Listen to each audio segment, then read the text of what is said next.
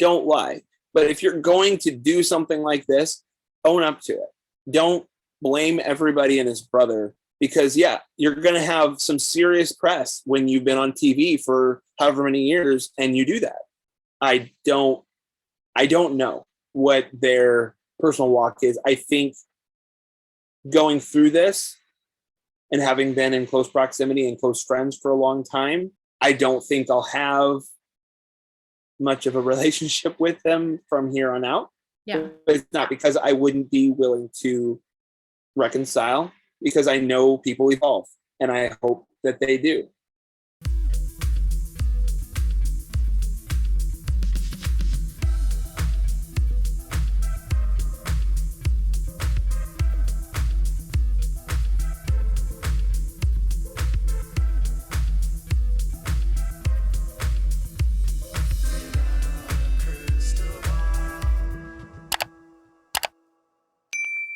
Hey everyone, it's Katie from Without a Crystal Ball. Welcome back to my channel. It's Tuesday, May 24th, and I hope you're having a wonderful day.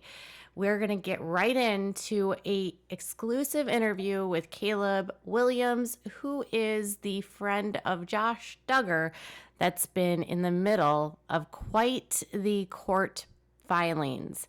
We're going to hear his side of the story and learn more about everything that happened between Josh, Caleb, Jim Bob, and the entire team on Josh's case. It's going to be a wild ride, so buckle up, hang tight, and enjoy the interview. Hello, everyone. Welcome to the channel, Caleb Williams. How are you? Wonderful. Thank you for having me tonight, Katie. I am sure this is not the way that you would like to come on to do an interview, but I appreciate you being here tonight. Thank you. Recently, you were on Twitter. Your name has come up quite a bit in the case with Josh Duggar, and sentencing is on Wednesday. So obviously there's been a lot that's come out. Your name has come out a lot in the last several months with filings, and you were actually supposed to be a witness and you didn't testify at trial. Is that correct?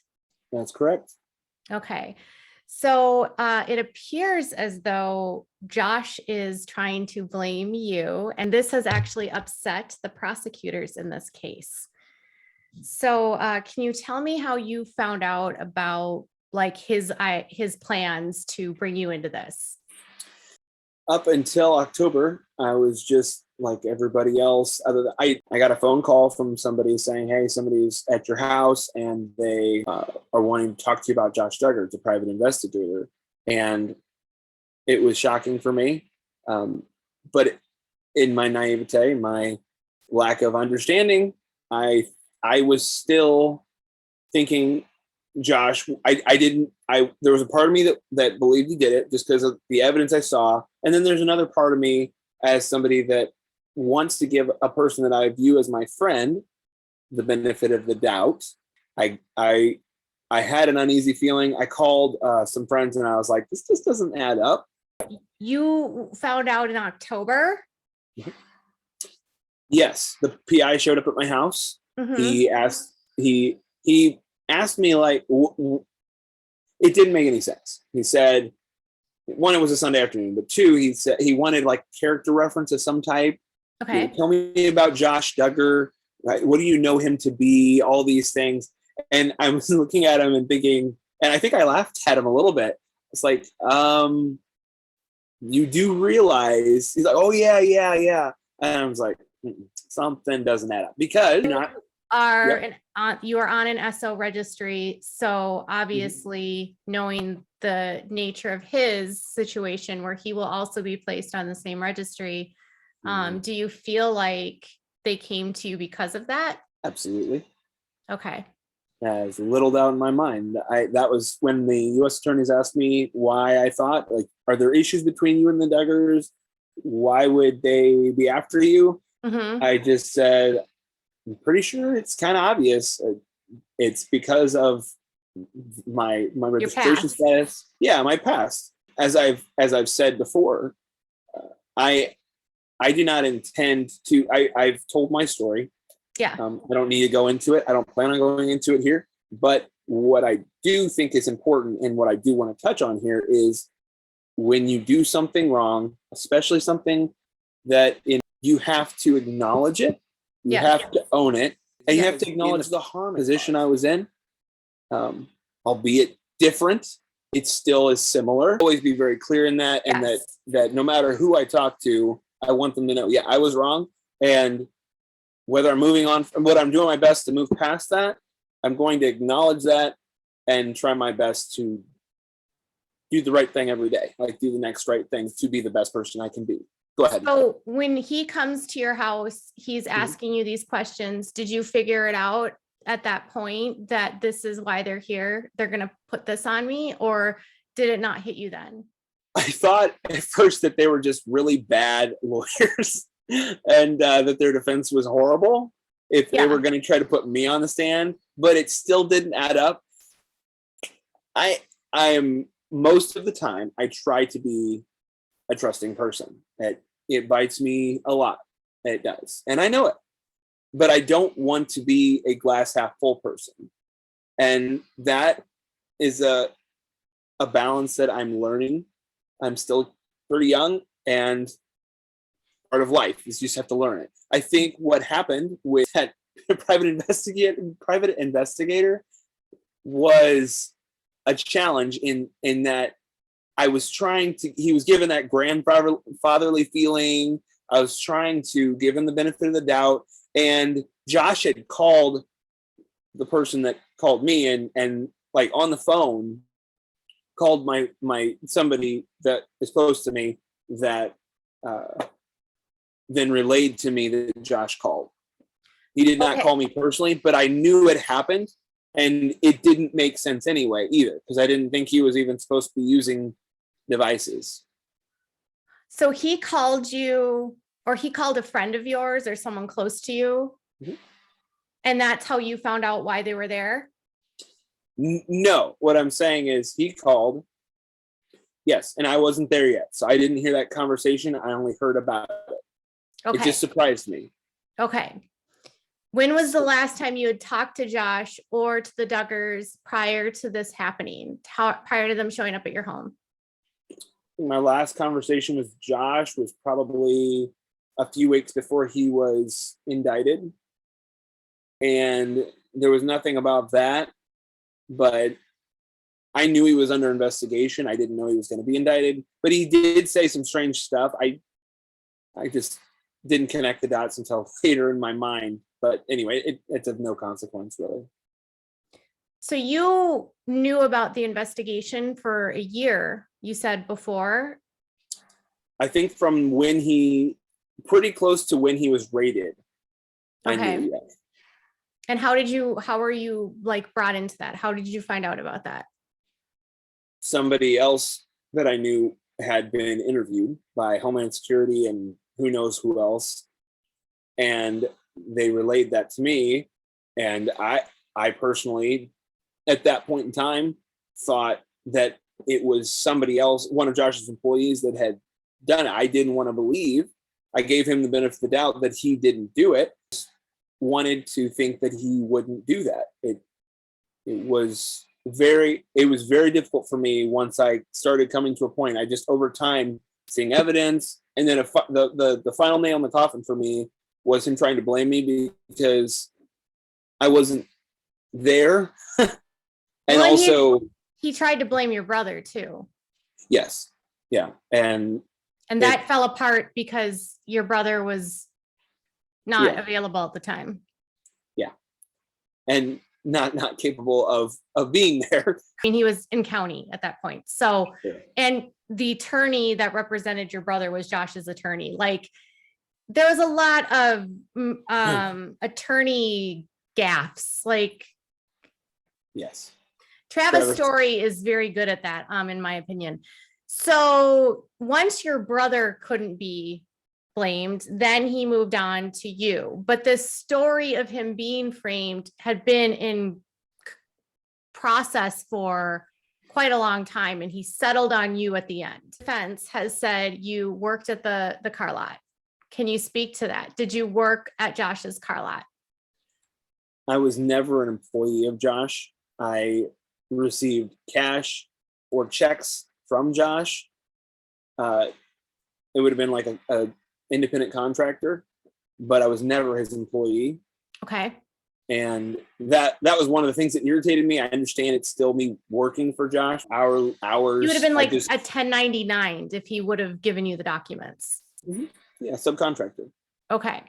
If he gave me the documents, I don't remember that. The documents. You mentioned that he didn't give you the documents. Not that I ever recall. I don't remember ever receiving anything from him. I did from his brothers, but not from him. Okay. So how would you classify? A lot of questions come up about the car lot itself and just how run down it looked like, and how just like it didn't really look like he was doing a lot of business. Can you? I mean, he seemed to move his inventory to a certain extent. I can't speak to the ins and outs of his business. Really, what I would do is I'd go detail cars, and this wasn't around the time of his crime. This was before, even before the things that happened in my life. I would just go and hang out. We'd go to the car auction and buy cars and then bring them back and check them out, make sure they were good, and then sell them. And now, these cars that were at his lot, are they lemons? Were they like totaled cars that they were like fixed and they were reselling, or are these just used cars? I think he would do his best to make sure I will say this for him. I think he would do his best to make sure the cars were good, because I saw him, if one person come in and they were upset, and he gave them their money back. If like I watched him do it. Regardless of Josh's character in this other situation, I did see him try to take care of his clients. They were not always perfect cars. But if you spend $1,000 on a car, right, it's gonna have problems. Yeah. So that's probably the best answer I can give you. There was some used cars that were decent, and some that were like, wow, that is a cheap car, and it's incredible that somebody bought it. Okay. Yeah. So he's selling sort of lower grade used cars that are like kind of low end. But if you're going to do something like from this, my understanding, own up to it. More don't like blame everybody and his brother, because you're going to have some serious press when you've been on TV for however many years, and you do that. So his lot is kind of on this dusty road or whatever. It looks like weird, and this little tiny toll booth room where he's doing all his business. Is he a diligent worker? Yeah. I saw him work. He worked hard. I mean, I would see him work a lot when I'd go out there. He'd be out working on a car, keeping things moving. He was very knowledgeable about vehicles, extremely so. And I mean, I would say he's very diligent. And he would, if there was ever a time like that I needed something, like needed a vehicle or something came up, like he helped me. That was, I think that's part of why this whole situation was such a shock for me, was because I really thought that he was my friend, like that we were actually close friends. And to go from that to like he basically being my friend, and they're like, hey, I'm going to get you dinner. Like, you don't have to do that for me. Yeah. I'm going to invite you down to my house. Here's, we're having a birthday party or things are going on. He's inviting me. And then to go from that to over here. And I understand it was in a difficult spot, but when you do things like that, it puts you in a difficult spot. I think that's understood across the board. So anyway. So would you classify it as like he was good at lying then? I mean, if he's capable of doing the things that he did, and then like living this double life, does it shock you at all that he was found with this content? It did.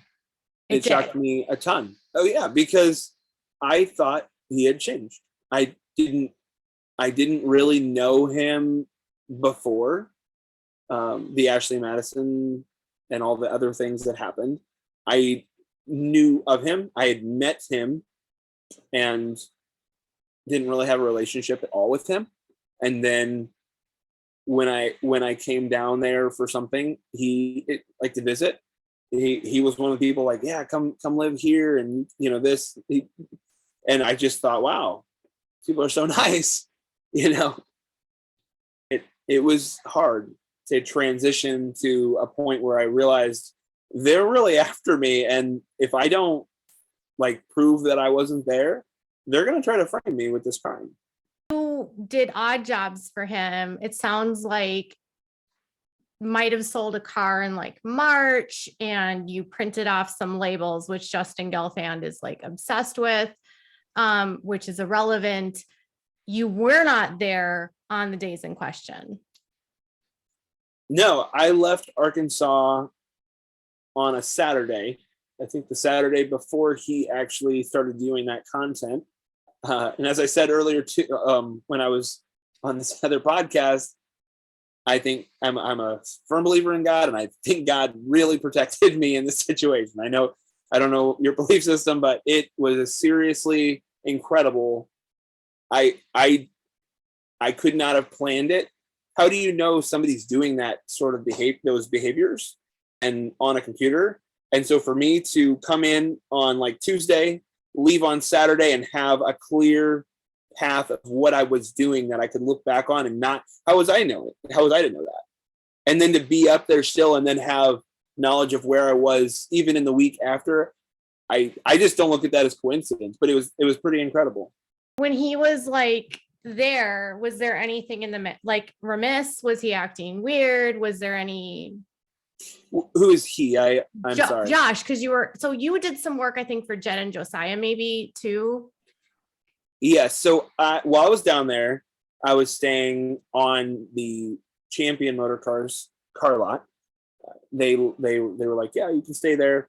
So I would stay there, and I was down there for a doctor's appointment, which part of my evidence to the prosecutors was I had proof that I had a doctor's appointment. So I sent it to them, and then I'm pretty sure they redacted a lot of it for HIPAA or something.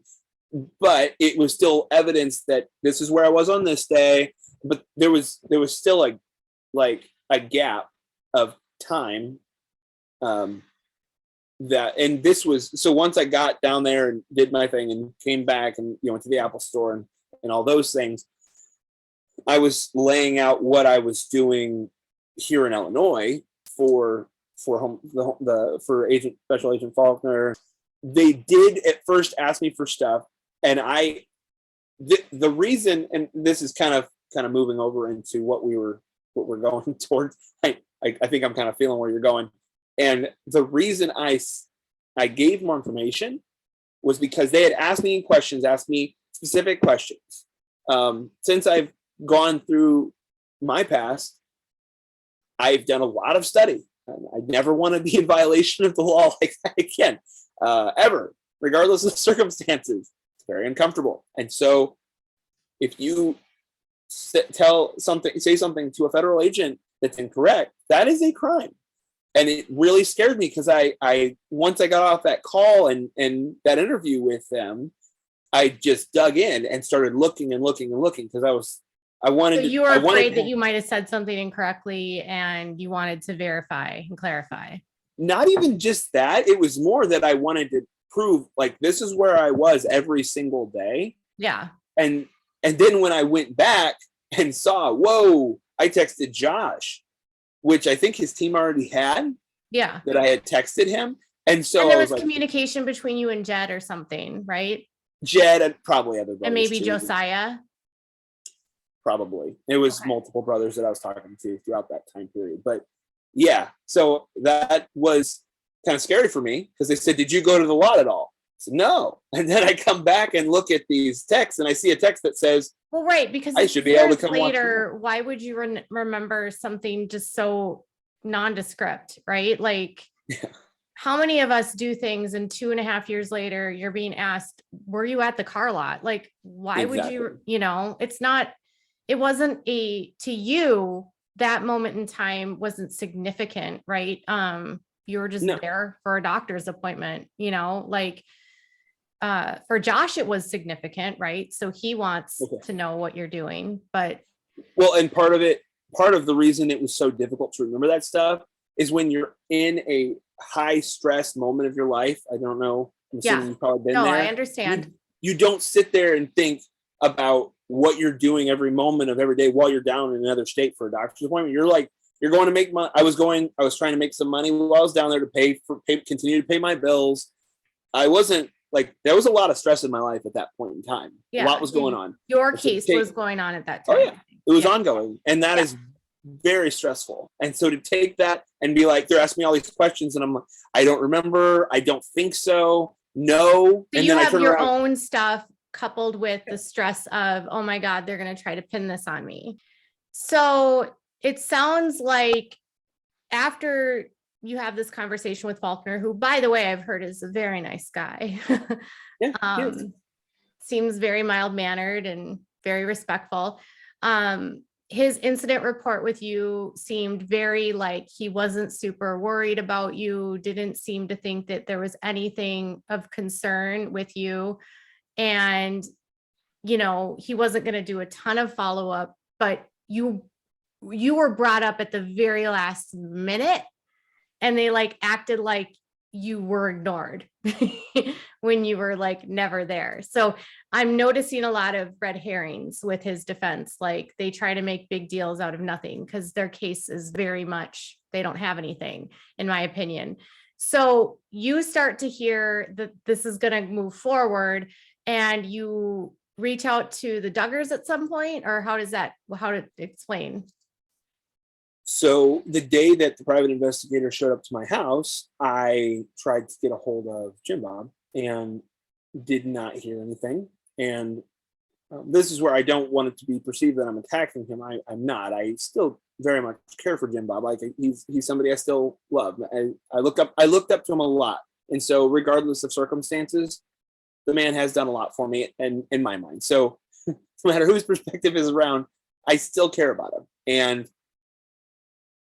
all that to be said, I called and texted and nothing, and I didn't get a response, no response. So I started calling other people in the orbit to try to find somebody to say what's going on, because right after that private investigator had left, I got a phone call from somebody saying, hey, I was told this is what's going on.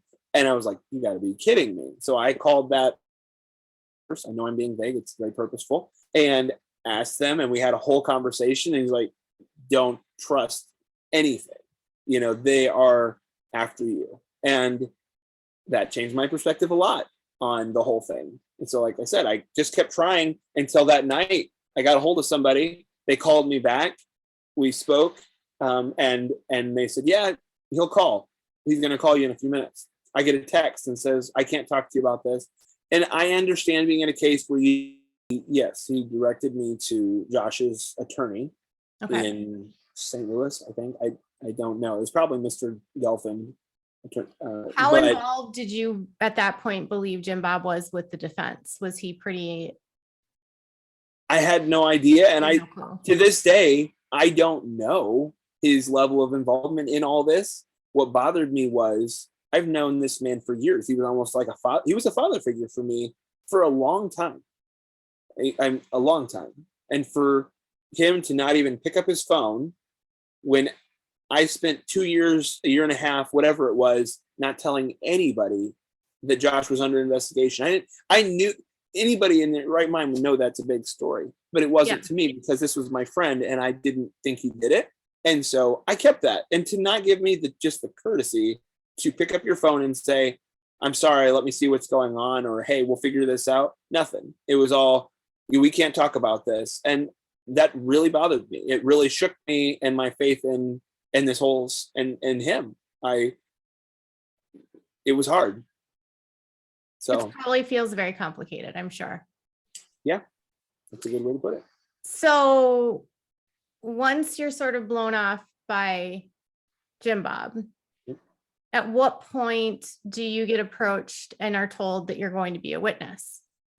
Well, the private investigator kept texting me. I'd given him my number and I ignored him because I had no desire to talk to him. And you have and there's no requirement for you to speak to him. No, and I knew it. And so until one day I got a text from him saying, I have a federal subpoena for you to appear. And I was really irritated.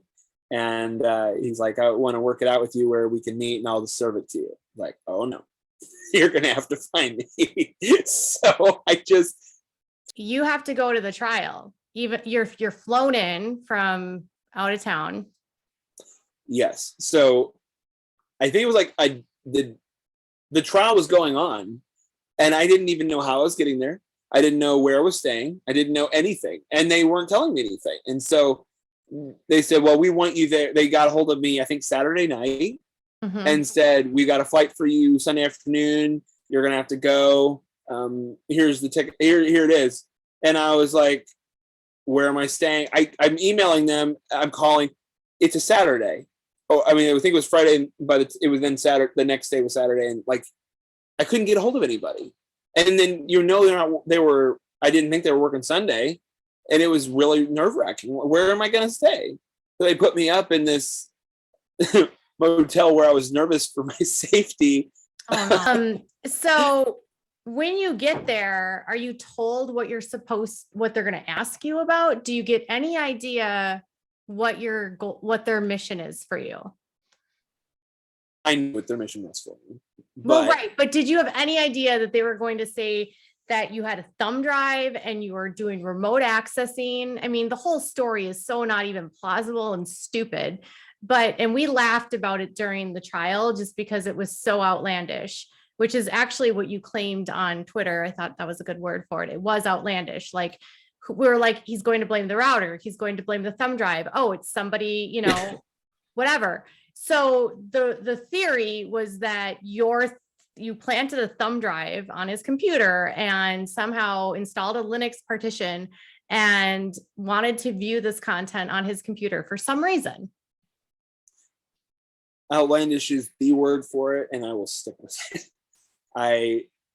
When you were at trial, you didn't know what was being in court because you're a witness, right? Anyway, part of it was I actually reached out to Travis, and the day before, and I was like, hey, what are you guys asking me? I played dumb. What's going on? And he's just, well, I'll talk to you when you get to the courthouse. So I get to the courthouse and he's like, yeah, you're testifying this morning. Hopefully you'll be next. And it's like, okay, well, what's it about? Oh yeah, I'll talk to you about it before. Okay. This seems so unprofessional for a strategy. I mean, attorneys, when they bring witnesses in, will generally sit with their witnesses and tell them ahead of time, this is what I'm going to ask you, because you are their witness. They don't want to fluster you, right? They're going to coach you up a little bit so you have some idea about what's going to come out on the stand, and they don't give you any of that. A good attorney would have schmoozed me to death. I mean, they should have had chocolates waiting in my 5-star hotel room. If they were going to try to pin this on me, at least do something like a massage. So the whole thing seems very shady to begin with. It was. They're not telling you why you're there. Right. Mm-hmm. Like, I mean, I've my own legal stuff, right? So I understand that lawyers are very lawyery. They're very good about witnesses understanding what they are there for, what their job is. Yeah. So you have no clue what your job is. I mean, you could speculate and he's going to blame you, but they don't tell you that. No, that was very strange. I think they were ticked off because they knew I was communicating with the prosecutors. Because when I walked, I'm pretty confident, and it's kind of vague to me because it's been a few months, but I'm pretty sure when I walked in there and what was his name? The really tall Dustin Roberts. He walked up to me straight away. He knew who I was. And he was just like, Caleb Williams? And I was like, yes. And he's like, come with me. And then we talked, and we were talking, and over here is the defense, and I think Josh and Anna, and he's just like talking to me very openly that I think everybody in the room knew I was not going to be there that I was not here to help the defense, and that I was definitely irritated with them. And then he pulled me to the side, and he met with me again after that. So it was a consistent flow of knowledge that this was not me. I was there because I had to be there, and I was not doing any favors to them. They already knew that, and I think that was probably why they weren't going to treat me well, because they knew it wasn't. And it really doesn't matter. I don't care. No, but you would think that if you were going to be a witness, they would tell you what you're going to be a witness to. You know what I'm saying? I mean, that's like the bare minimum. Undoubtedly, it was difficult. And then they were, you don't get to just say, well, I'm not going to come. I'm not Elon Musk or one of these celebrities in that other case that's going on here, Johnny Depp and Amber Heard, where they can just do what they want. It seems like, where they don't have to go. Well, but you get a federal subpoena, you go. Oh, yeah. And I was going to go. I knew it. Anyway, so they got me a rental car. They're like, we're going to compensate you this much per day. And I was like, well, what am I supposed to eat while I'm here? And they're just like, he said, I think it was when I called their law firm. They said, there are nice restaurants and stores around here you can get food. I was like, well, who's paying for it? Like, well, we're paying for your day, and we're paying for your food. We're paying for your hotel, a rental car, and we're going to give you compensation. So it's not in the budget for us to pay for your food. I was shocked, and you very thought they would have given you sort of a per diem. Oh my goodness. It was, I think that the federal... are you calling them, to me, this doesn't feel like incompetent. This actually feels like they knew what they were doing was wrong, and they just were flying by the seat of their pants. Without speaking for Josh, I almost think he was, I really believe in my heart that he didn't want to do what he did. I don't think he wanted to use me, because if he had, he was aware of my situation long before, from the very get-go of my situation. Yeah. And so for him to, I felt like he avoided it. And initially, I think initially I don't think he wanted to use me. And I think they must have convinced him, or somebody must have. Well, he was out of options. Who else was he going to blame? I know. It was over. But that's why you don't do that. Right. Just saying. And now he's really committed to this story of it being you. But then even in filings, we're like, well, we don't really know if it's him. We're just saying it could be him. So there was a meeting in judges' chambers, okay? And this was actually on the day that his defense rests. And I actually had a chance to read through the transcripts of what happened in the judges' chambers. I did too. I did as well. You did too, okay.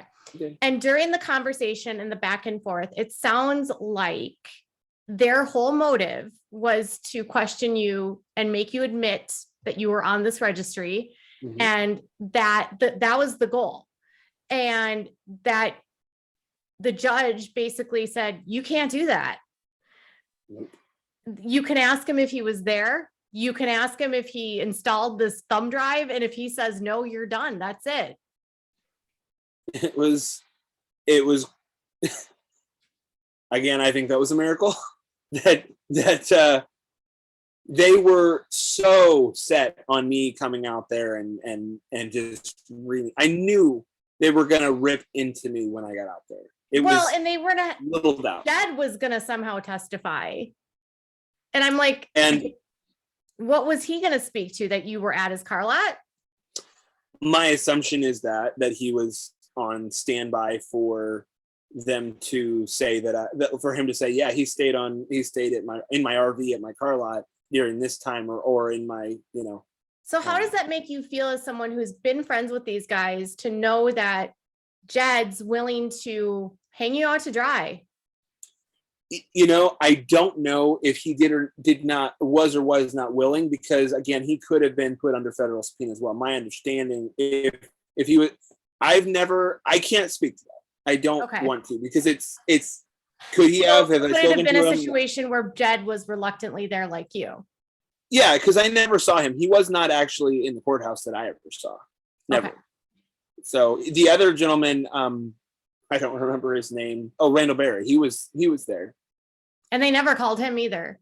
No, that poor man. He was under subpoena for one side, and then they let him go, and then the other side subpoenaed him like that night, and I think then they let him go, and then the defense, I think, brought him back again, and the poor guy was there. I mean, I I read the opening statements and I was like, they were going to call Randall Berry. They were going to call William Mize. They didn't call any of these people.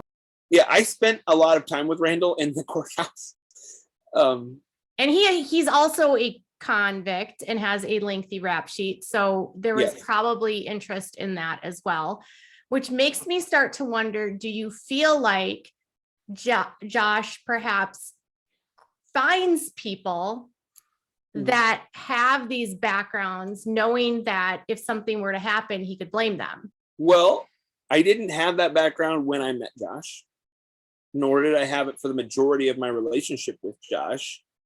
To speak to whether Randall was that or not, I don't know. Because I can see your point. I'm not saying you're wrong. I just can't speak to it. I do know most of the people, like, there wasn't like I didn't have any conviction when it happened. He did know about my situation beforehand, but it was always a joke to him, and I didn't talk to him about it because it irritated me. So it was a joke to him. Yes, and it always upset me a lot, and I didn't appreciate it because it wasn't. Why would you think that's funny? I don't know. I don't know perspective on somebody. It was a joke to him that we were dating, and it wasn't even dating. Anyway, I was trying to avoid this. Yeah. Okay. Sorry. So Josh is at the courthouse. Do you have any interactions with him during this time? Yes. You do? I did. Okay. The last second when after, so you were speaking of the meeting in chambers after that happened. And then, I'm sorry. So they meet in chambers. The judge says you can't go there with him. He says, you can bring him on the stand. I'm not going to say that you can't, but this is what you can ask him. They give him the scope of the questions. They go through all the rules into why it would create confusion to the jury. And it would, it's basically making you guilty when you're not guilty kind of thing. Based on, they didn't have a nexus to prove that you did this. And they hadn't proved the remote access happened. So they couldn't prove that you did it. So they decide, then they go talk to Josh, and Josh then decides that he's not going to call you after he finds out that he can't bring up your registry information. Yep. There was nothing at that point. It'd just be like calling a random person up for no reason. Were you there? No. Did you do this? No. Okay. Have a nice day. It was going to be it was a waste of time. And I think he knew it. So when they walked out of the courtroom from that meeting in chambers, I think it was Travis and Mr. Roberts, and he said Mr. Roberts said to Travis, "Hey, I'm going to tell him." He's like, "Can I tell him?" He's like, "Sure." And he came up to me and said, "Caleb, we were able to convince the judge you were not here during this time period, and they're not going to call it. They can't bring you in." And I was like, "Oh, it was such a relief." And he's like, "You can go." And then Mr. Special Agent Faulkner, he's like, "I told you it would be fine." Shook my hand and said, "You're gonna be okay, man," and sent me off. They sent me on my way. So it was a massive relief. And you said Josh did speak to you, or did you not talk to him? Josh didn't speak to me. I tried to tell him I was praying for him. I wanted him to know, like, I don't hate him. I don't. I empathize. This situation's horrible. I think everything's horrifying about it. I don't empathize for the behaviors. Yeah. I just see the collateral damage is unbelievable. The family, everybody is suffering. And every time there's a lack of responsibility, it just has gotten worse. And so. Yeah, no one holds him accountable ever in the family. I empathize a lot. And so even when I've been hurt, I still feel people's pain. And I could see in his eyes he was scared.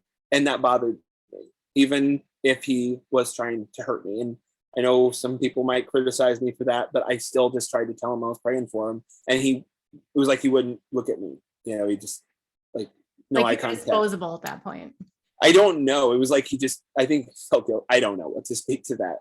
But even in the courtroom, I think your relationship is going to be complicated, obviously, because you were friends with him. And it might take you time to unravel all of this, because it feels probably like you're still in the midst of it, right? Because they're still talking about you. You've got people that are writing letters that are neighbors, basically saying that you're the unscrupulous young man that's framed him.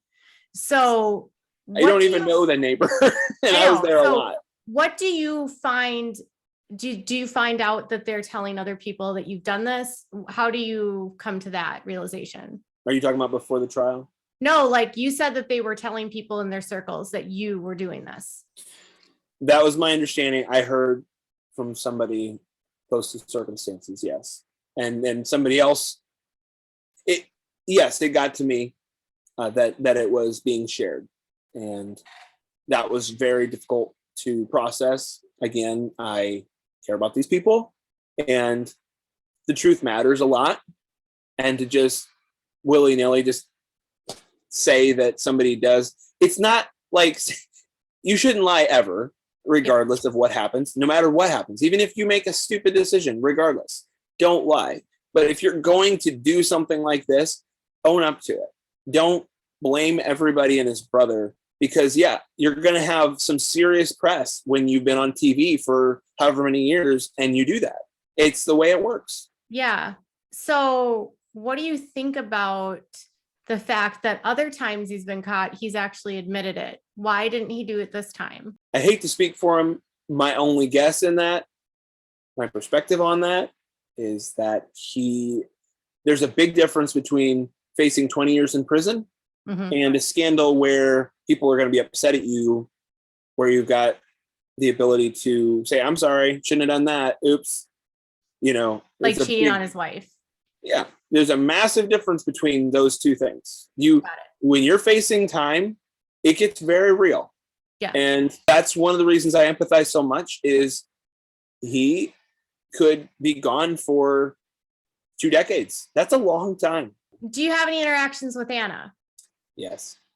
And tell me about that. It felt like she was giving me the stink eye, staring me down, and I just stared back at her, as I was irritated at that time, and I didn't appreciate it. And the fact that she's like staring at me like I did something wrong when I should have been 2 states away brought me a lot of frustration. And so she was mad at you. It felt like that. I don't know, and maybe I just perceived it, but it felt like I was getting a little shade. And it's a small area. Like, the courthouse is not a massive place. Yeah. So we were constantly kind of jockeying back and forth, and she'd come out and pass me, and there'd be other people in there that would, and so most of the time it was cordial or just ignored. But in that case, it felt pretty clear that I was getting looked at like I did something wrong, and it was very upsetting. Like, well, I mean, I don't even want to be here.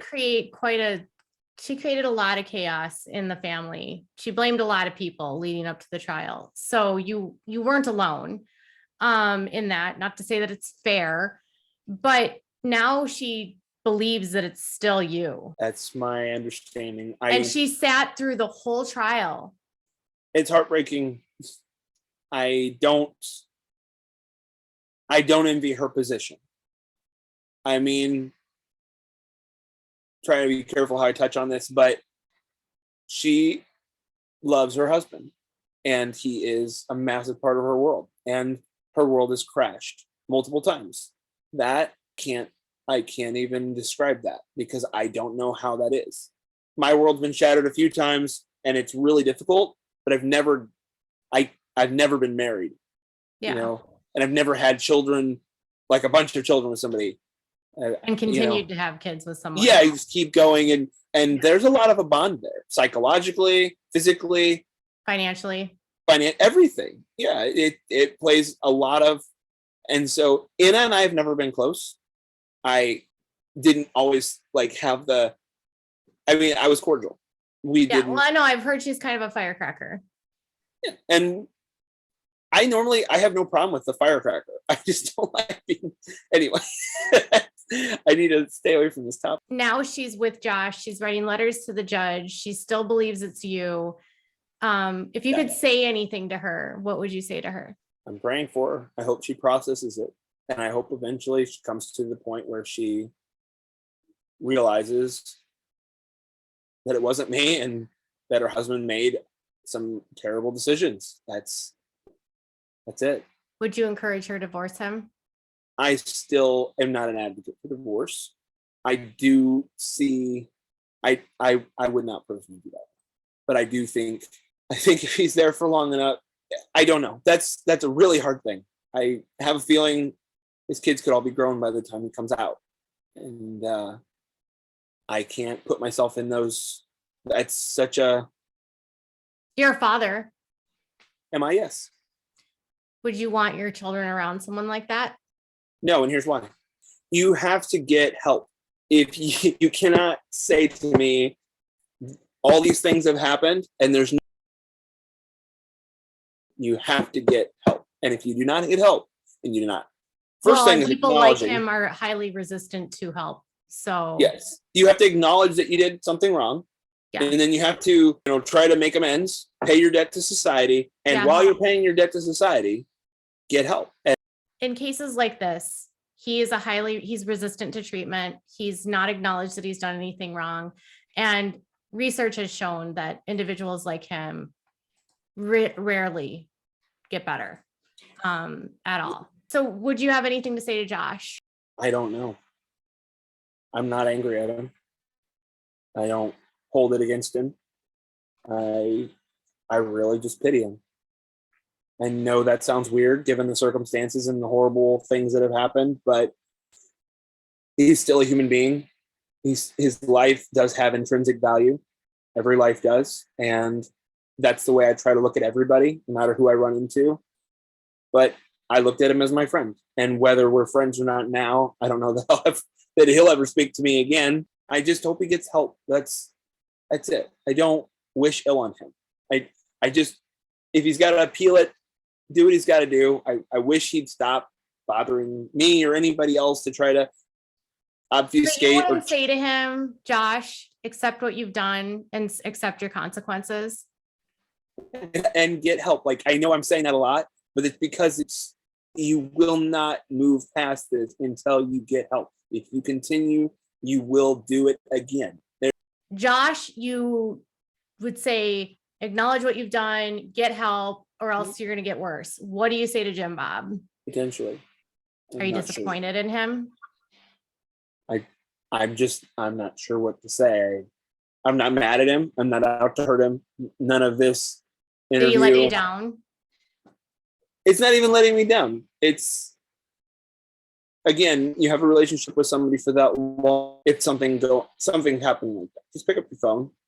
I mean, I have gone out of my way to try to, there was never a moment that I was trying to hurt them, that I was trying to cause them pain. I just wanted to know what's going on. Why is somebody showing up at my house on a Sunday afternoon? The legal system does not work on Saturday and Sunday. No, they really don't. No. And so for that to happen, and I forgive him. You say you forgive him? Yeah. You forgive him even though he didn't apologize? If I don't forgive, all it does is it hurt me. It doesn't hurt him. And that's a part of my faith, I guess. I see that as a command of the Bible. But you don't have to trust him. Forgiveness does not mean trust. So would you ever trust these people again? Trust is built. I think I'm a young guy. I don't know. I tend to get in trouble because I trust too much. But so if you were to put up, so would you recognize that they've done things to you that are not okay? Okay. Absolutely. And you recognize that you've, in a way, been betrayed by them. I would say that. And the way that they've behaved to you is actually not very Christ-like. It's deceitful, and they're bearing false witness. Depending on your perspective, yeah, I could see that. So moving forward, do you hope that you'll hear from them? I do not think I will hear from them. You don't think you'll hear from them? No. Probably never. And I'm okay with that. Has this affected your parents? Your grandfather's relationship with them? I can't speak for that. You don't know? I just know that they were like for a long time, like they like loved your grandfather's programs and stuff. I'd say anybody in my family that would have been in proximity, I don't like to speak for anybody, would still love Duggar. I don't think I'm an anomaly in that. It's not because of their influence or because of, I don't know that I ever saw more than like much of their show. I just cared about them as a friend and as somebody that I was close to. I trusted that relationship, and that was a difficult relationship to so for my grandpa or whoever you're speaking of, I don't know. I don't think so, because I don't see that in his character to hold that against him either, because he knows I haven't. And because so my final question would be is if people are willing to give passes for this type of behavior, and I'm not implying that anyone is there any sort of accountability to the Duggars when they do this type of thing to people? If people forgive them and just look past it? Forgiveness doesn't mean I trust without, like I was saying, trust is built, trust is gained. You do not just trust on a whim. I do trust people too much sometimes. I know that. But I don't know what their personal walk is. I think going through this and having been in close proximity and close friends for a long time, I don't think I'll have much of a relationship with them from here on out. Yeah. But it's not because I wouldn't be willing to reconcile, because I know people evolve and I hope that they do. But I can't speak to that, Katie. It's it's fine. My walk. You've been betrayed, it's not my walk. I think it's fair to have boundaries. And I hope that you're learning and continuing to learn about boundaries as a part of all the therapy that you're doing. So it's a journey. It is. Well, I appreciate you sharing your experience. I'm sorry that this has sort of been your experience. It's good of you to take responsibility for your own problems and your own actions. I just wish that Josh Duggar would do the same. The story's not written. I hope he does, but I don't know. Thank you. Thank you so much. No, thank you for sharing your story with me, Caleb. Thank you, Katie. It was nice to speak to you. Yeah, hope you have a wonderful evening. You too. Bye.